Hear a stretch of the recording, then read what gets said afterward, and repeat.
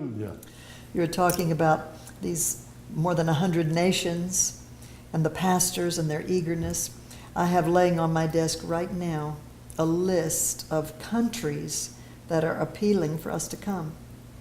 Can you think of them?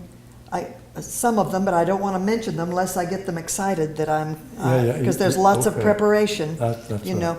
But what I was thinking about is all of these nations, probably 15 or 18 nations. And in every case, all of the pastors have come together. I haven't even met them yet. But the word has spread concerning the results of our ministry. And they're just pleading. They say, we'll do anything if you'll come.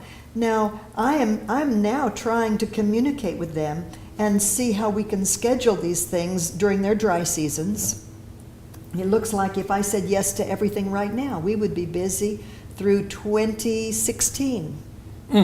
But the time doesn't bother me. What grieves me is that when we say yes to any of these nations, it's a yes by faith. Yeah. Because we don't have the money for the airplane tickets, for the books that we would want to print and distribute. And all that has increased in cost so much. Yes, it has. And there are so many areas of the world where the economies of these nations are just in crisis. Everywhere in the world right now, there is that economic pressure. Yes. And so when we're sitting here visiting, including our friends who are tuned in today, I just can't help but say, Lord, talk to some of these who are your people who really desire to be responsive to the words of Christ. You're excited about a ministry that gets results. A ministry that is transparent. We've never had a scandal, never an accusation.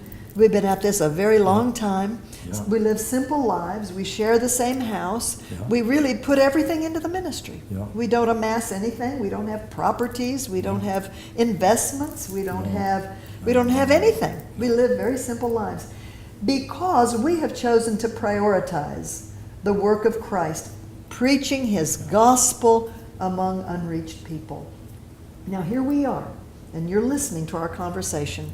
The requests have come. The pastors are ready.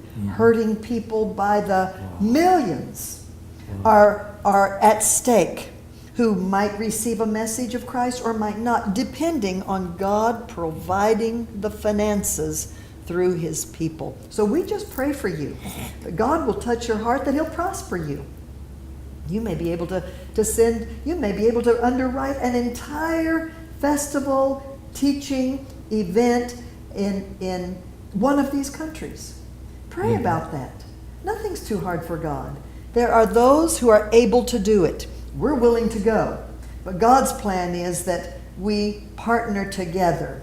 Those that have the money, those that have the legs and the voices, and together we respond. We bring the gospel to people. God does the work. Yes. And then we share in the harvest and in the reward. That's our passion. And we pray that you'll join us in that passion and that priority for souls.